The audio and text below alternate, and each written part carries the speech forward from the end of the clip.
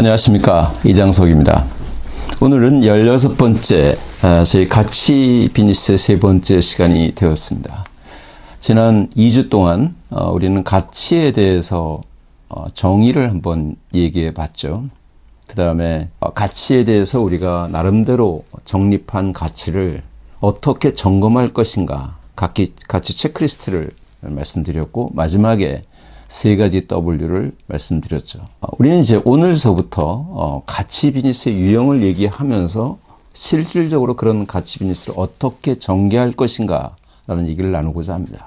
가치 비즈니스를 도대체 어떻게 구분할 것인가. 물론 이것도 이론으로 학문으로 정의된 건 없습니다. 제가 비즈니스를 운영하면서 B2B에서 정의한 것을 말씀드리니까 이게 어떤 진리다, 기준이다 이런 말씀이라니 뭐하고, 한번 여러분들이 가치 비즈니스를 한번 어떻게 접근할 것인가라는 생각을 하는 그런 계기로 이용해 주시길 바랍니다. 오늘 여러분들 가치 비즈니스 유형을 얘기하기 전에 잠깐 이 차트를 가지고 얘기하죠. 너무 딱딱한 주제니까. 여러분 아파트나 동네 어디 가나 반드시 있는 과일 가게죠. 길가에 상점에 있기도 하고 매장 안에 어떤 큰 마트에도 있죠. 흔히 보는 데죠. 가격이 붙어 있기도 하고 몇 개에 얼마, 몇 킬로에 얼마 이렇게 쓰여 있죠. 이걸 어떻게 보십니까? 몇 년 됐죠. 명절 때가 되면 깜짝 놀란 게 사과 반, 배 반 넣는 박스에 넣는 포장 방식이 나오는 걸 보고 참 재밌다. 명절 때 많은 사람들이 과일을 살 때 한 박스씩 사다가 상에 올리는 경우는 많지 않죠. 그러니까 고객이 필요한 수량 정도만큼을 해서 사과와 배를 믹스해서 파는 거가 있었죠. 그 전에 보이는 위에 그림은 뭡니까? 여러분, 우리 병원 같은데 병문안 갈 때 과일 세트는 가지고 있었지만 이미 과일에 여러 형태의 과일, 대표적인 과일들 넣어서 하나의 바구니에 담아서 판 경우도 있었죠. 이건 어떻습니까, 여러분? 이것을 컵 과일이라고 얘기를 합니다. 과일을 깎기도 하고 손질해서 깨끗이 닦기도 하고 조금만 개인이 한 사람이 샐러드 비슷하게 먹을 수 있도록 담아놓은 과일 모양이 나옵니다. 우리가 이런 과일 판매 모델을 생각해 보신 적이 있습니까? 20년 전에는 생각할 수 없었던 일이죠. 우선 이런 게 너무나 일반화되어 있죠. 제가 첫 번째 과일 가게를 말씀드리고 여러분들과 말씀드리는 건 뭐냐? 과일을 어떻게 파는가? 그들의 전통적인 제품인 사과, 배, 귤, 감, 여러 가지 것들을 단품으로 해서 그 단일 품목을 팔던 그런 모델에서 이렇게 다양한 비즈니스의 모델을 묶는다라는 개념에 생각을 해보시라는 의미를 드리도록 하죠. 두 번째, 과일 가게의 고객은 누굴까요? 아파트 단지에 있는 과일 가게라면 그 단지에 사는 사람들이겠죠. 동네 어귀에 있는 과일 가게라면 그 동네에 있는 주민들이겠죠. 여러분, 그들만 고객이겠습니까? 이들한테 가장 큰 고객은 누구겠습니까?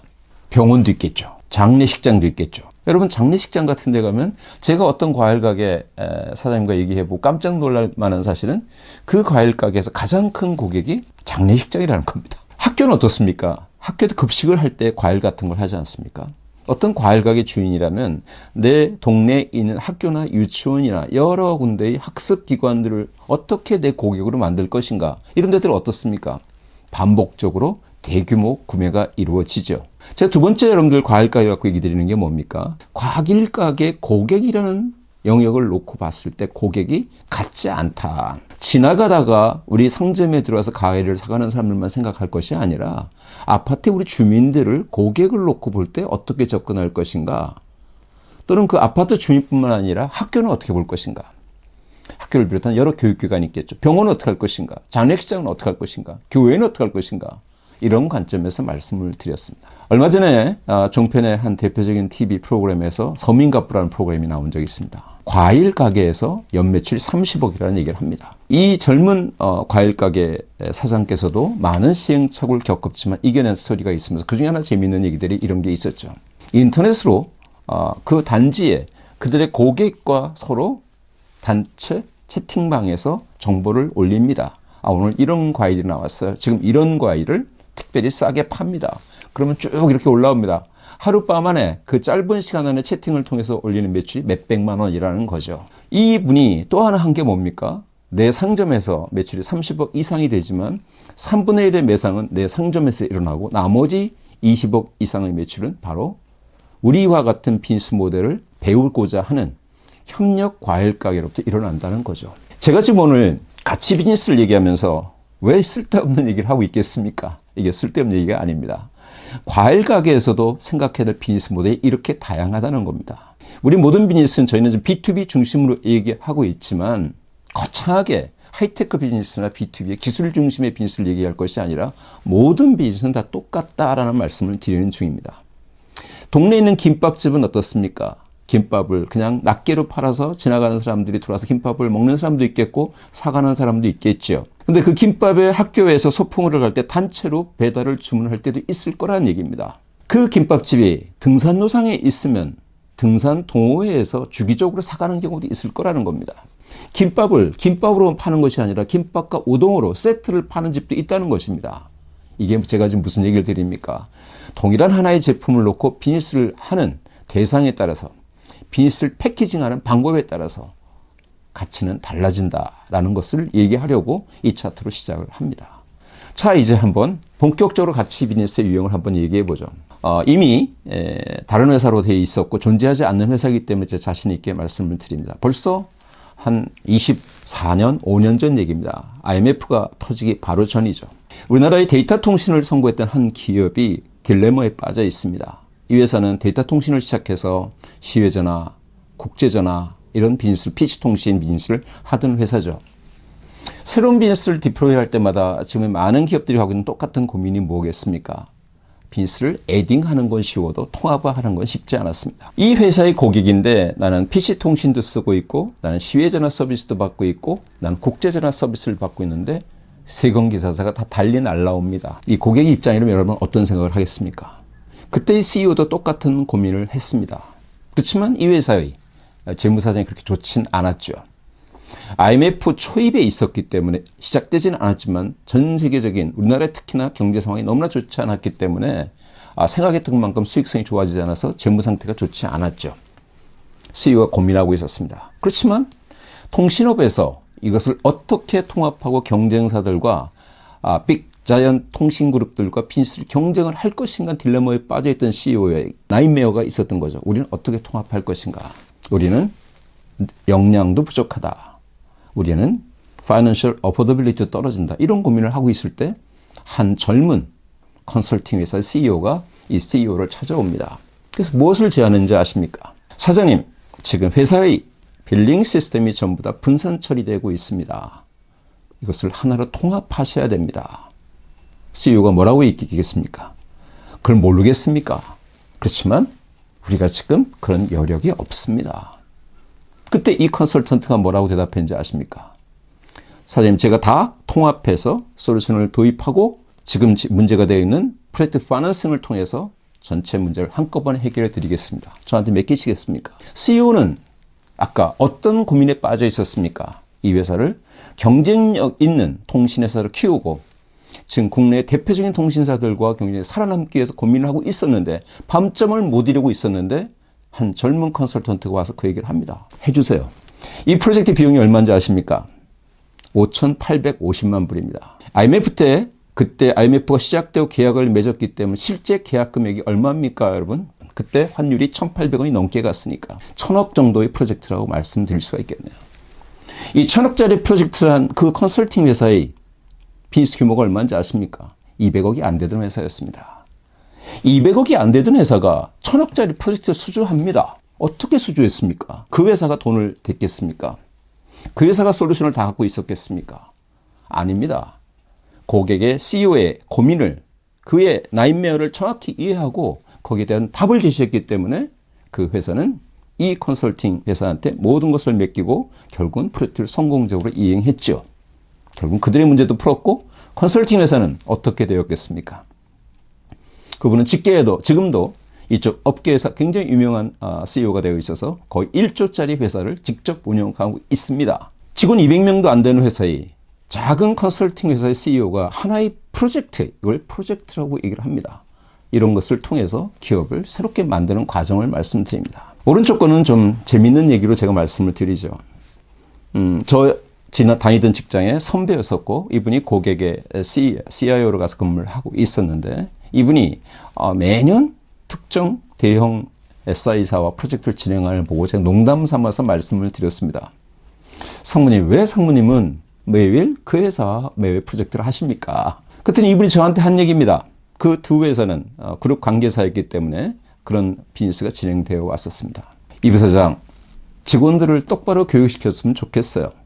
나도 왜 여러 회사한테 기회를 주고 싶지 않겠고, 나도 왜 내가 다니던 회사한테 기회를 제공해 주고 싶지 않았겠어요. 하지만 이 회사는 다릅니다. 나도 우리 회사 직원들의 역량을 끌어올리기 위해서 이 회사로부터 의존도를 낮추려고 무지 애를 많이 썼죠. 하지만 얘들은 1년에 한 번 정도는 반드시 그들이 우리가 고민하지도 않았던 문제를 가지고 와서 방법을 제시합니다. 이번에 우리가 진행하는 프로젝트도 투자 금액이 150억 원입니다. 그런데 이 영업 직원이 갖고 온 제안서는 기가 막힙니다. 직접 우리 회사의 점장들을 만나고 다니고 우리 회사의 마케팅 담당자를 만나서 실제 이 프로그램 또는 오퍼링의 문제점을 발견하고 이거에 대한 대안을 제시합니다. 그러면 우리 직원들이 피드백을 줍니다. 아, 이건 현실성이 없어요. 이거는 좋습니다. 이런 의견을 피드백을 받아서 이 영업팀은 다시 돌아가서 새롭게 제안서를 가지고 옵니다. 올해 새로 시작한 이 프로젝트도 그렇게 해서 시작되었습니다. 150억을 투자했지만 투자 회수 기간은 8개월밖에 걸리지 않았어요. 그러니까 어떻게 우리가 이 회사한테 안 맡기겠어요? 가치 비즈니스의 첫 번째 유형을 제가 말씀드렸습니다. 한 통신사의 예와 한 대형 유통회사의 예입니다. 실제 제가 있었던 예입니다.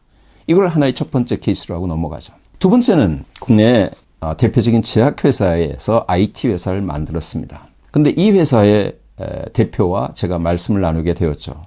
사장님 회사는 어떤 프로젝트를 주로 하십니까? 이것도 벌써 한 15년 전 얘기입니다. 그분이 저한테 얘기를 합니다. 저희는 도서관 정보화 프로젝트를 앞서가는 그쪽을 선도하는 것에 포커스하고 있습니다.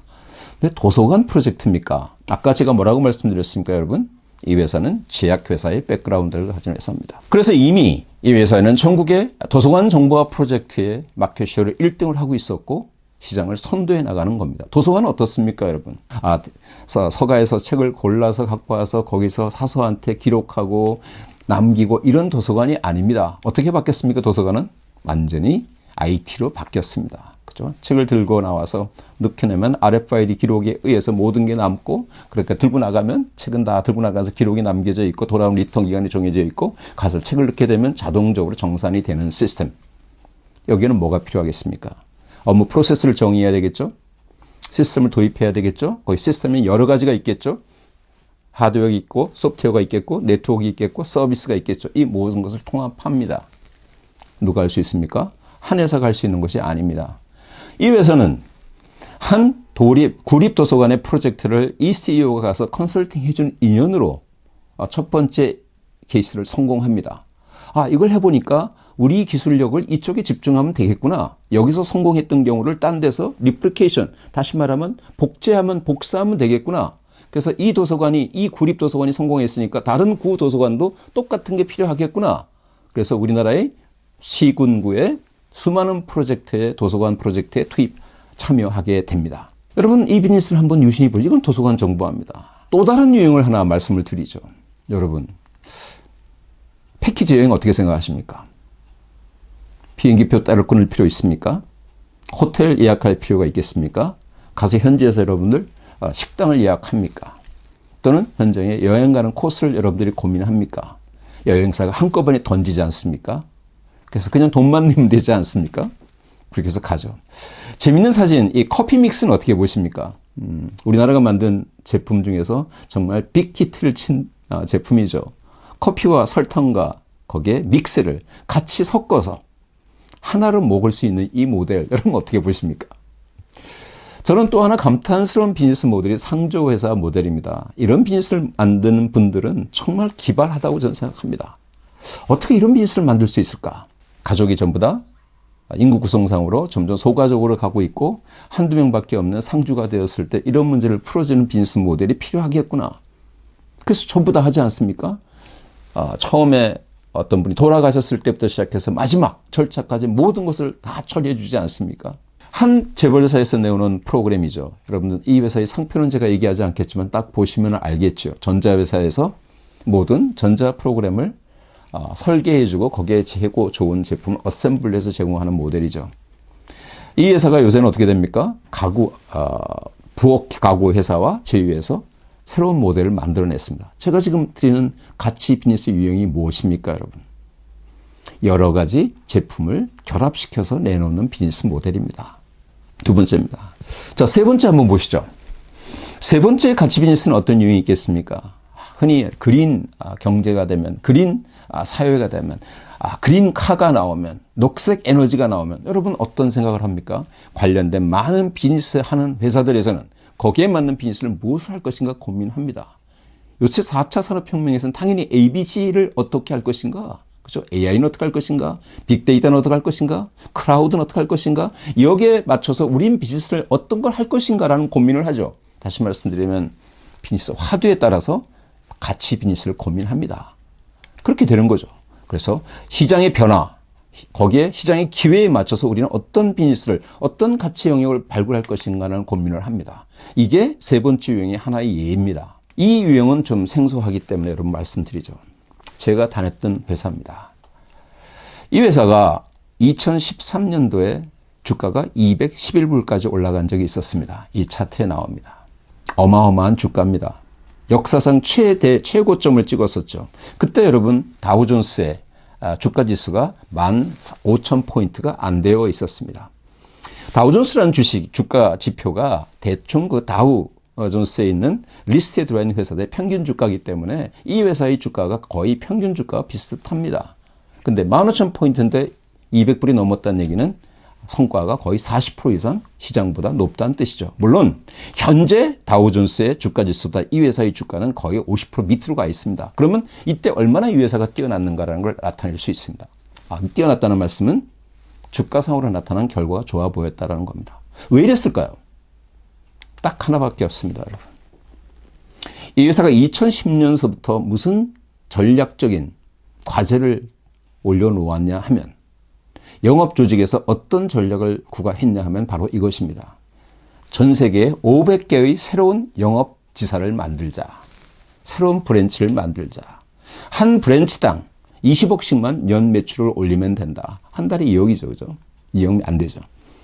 아프리카, 중동, 남미, 인도, 기타 아시아의 여러 나라, 한국에서도 몇 군데 지방에 영업지사가 어떤 것을 처리하는 것으로 되어 있었죠. 제가 이 프로젝트를 직접 같이 하면서 느낀 것은 참 어마어마한 프로젝트였습니다. 이 회사의 매출이 100조 정도는 회사니까 여러분 한 브랜치당 20억씩 되면 1년에 추가 매출이 얼마입니까?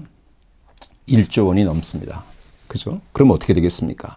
이렇게 덩어리가 큰 회사가 추가 매출이 1% 이상이 새로 나온다는 얘기는 주식 시장을 깜짝 놀라게 합니다.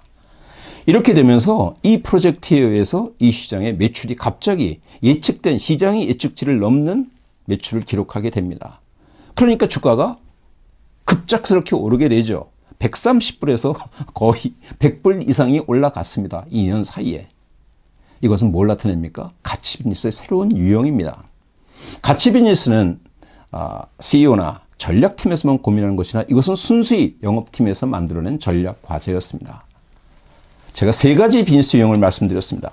중간중간에 용어를 설명을 드렸지만 제가 제 나름대로 정의 내린 가치 비즈니스의 정의를 말씀드리죠. 통신회사, 아까 유통회사의 프로젝트 같이 대형 프로젝트를 하나 만들어서 고객한테 고객의 고민을 먼저 읽어내고 제안을 해서 선도 영업을 해서 큰 비즈니스를 만드는 걸 저는 프로젝트성 비즈니스다라고 말씀드립니다. 두 번째, 도서관처럼 나는 안 갖고 있지만 하드웨어, 소프트웨어, 네트워크, 서비스를 통합해서 이것저것 모아서 고객한테 가치를 제공하는 비즈니스를 저는 오퍼링이라고 얘기를 합니다. 여행사 말씀드렸죠? 항공권, 호텔, 숙식 모든 것을 묶어서 하나를 고객한테 제공합니다. 설탕과 프림과 커피를 섞어서 제공하는 커피 믹스, 상조 서비스의 모든 비즈니스처럼 이렇게 묶는 것을 저는 오퍼링이라고 얘기 드립니다. 세 번째, 전략 과제입니다. 이는 매우 크죠. 시장의 변화에 따라서, 시장의 새로운 화두에 따라서 또 시장에 쫓아가는 어떤 전략적인 변화성을 보고 거기서 통찰력 기회를 발굴해서 끌고 나가서 전략 과제. 이 세 가지가 제가 볼 때는 B2B 비즈니스의 가치 비즈니스의 전형적인 유형이다. 이렇게 말씀을 드립니다. 자, 이런 세 가지의 비즈니스 유형을 한번 비즈니스 시장에 놔볼까요? 똑같이 우리 비즈니스 시장을 이렇게 4분면으로 구분해 보면 어떻겠습니까? 가로축은 시장의 비즈니스가 큰가 작은가, 세로축은 이 비즈니스의 거래 건수가 많은가 적은가, 반복성이 큰 것인가 낮은 것인가 이렇게 놓고 보죠. BAU라고 제가 말씀드렸습니다. 비즈니스 as usual. 다시 말하면 우리가 일반적으로 지금 하고 있는 비즈니스입니다. 김밥집에서 그냥 매장을 열어놓고 손님을 기다리면서 하는 비즈니스. 과일 가게에서 과일 상점을 펼쳐놓고 하는 비즈니스. 모든 B2B 회사에서 지금 영업 조직을 하던 대로 하는 비즈니스. 저는 하던 대로 하는 비즈니스를 BAU라고 얘기를 드리죠. 이 넓은 사각형의 시장의 땅덩어리에서 BAU로서 가져올 수 있는 비즈니스는 어떤 경우에도 여러분 더블 디짓 마켓 쉐어를 가져올 수 없습니다. 저는 여기서 아까 프로젝트, 통신회사의 경우, 그 다음에 아까 유통회사의 경우처럼 고객의 문제를 먼저 읽고 제안해서 선도적으로 비즈니스를 갖고 오는 걸 프로젝트라고 했습니다. 여기는 어떻습니까? 비즈니스 규모가 크죠. 반복적이지는 않습니다. 이거는 한두 건이죠. 물론 그선 유사한 프로젝트를 다른 곳에 제안해서 할 수 있겠지만 동시에 진행되지는 않습니다. 그래서 우측 하단에 놓겠습니다. 아까 도서관, 정보화, 하드웨어, 소프트웨어, 서비스, 네트워크 모든 것을 통합해서 이것저것을 합해서 고객의 니즈에 맞게끔 던지는 걸 저는 오퍼링이라고 얘기했고, 이 오퍼링은 어떻습니까? 반복 가능하죠. 하나만 팔아서는 오퍼링이 아닙니다. 오퍼링은 계속 반복적으로 구매가 일어나야 됩니다. 대신 비즈니스 규모가 크지는 않지요. 크지는 않죠.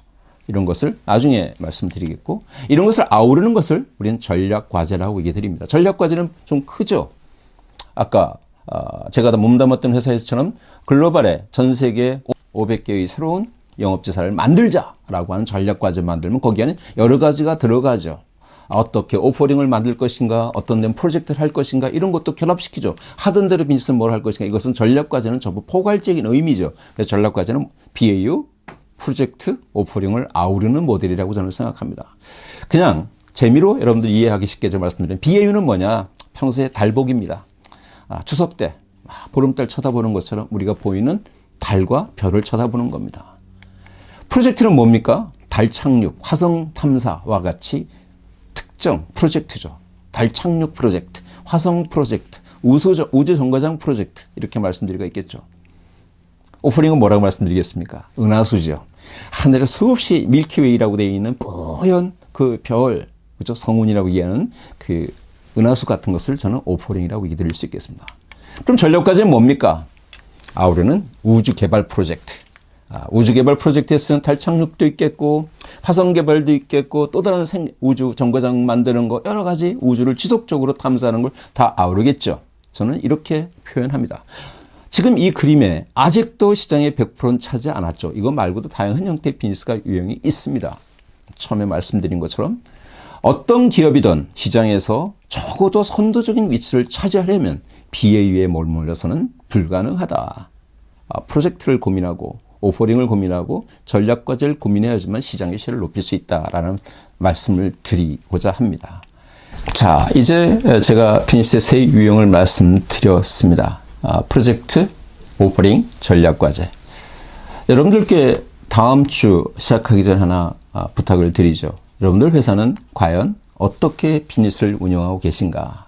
같이 비즈니스 유형별로 한번 쪼개 보시기 바랍니다. 우리 회사는 프로젝트성으로 어느 정도의 매출을 올리고 있는가? 그로부터 우리 비즈니스에 차지하는 비율은 얼마가 될까? 똑같이 우리 회사는 오퍼링을 올린 비즈니스는 얼마나 되고 그 비율은 얼마가 되는가? 우리 회사는 전략과제로 아우러서 거기서부터 진행되는 비즈니스의 규모는 어느 정도인가? 이것을 한번 체크해 보시기 바랍니다. 이것은 우리가 다음 주서부터 논의되는 각각의 어떻게라는 주제를 논의하면서 조금 더 고민해 보기 위해서 좋은 의미 있는 고민이 되리라고 생각합니다. 다음 주에는 여러분들과 같이 이제까지 논의됐던 유형별 상세한 방법을 논의하기로 하겠습니다. 첫 번째, 전략과제를 논의합니다. 전략과제는 어떻게 시작하는가, 어떻게 전개해 나가는가라는 논의를 드리도록 하겠습니다. 오늘도 짧지 않은 시간 끝까지 긴장감을 유지해 주셔서 감사드리겠습니다. 수고하셨습니다.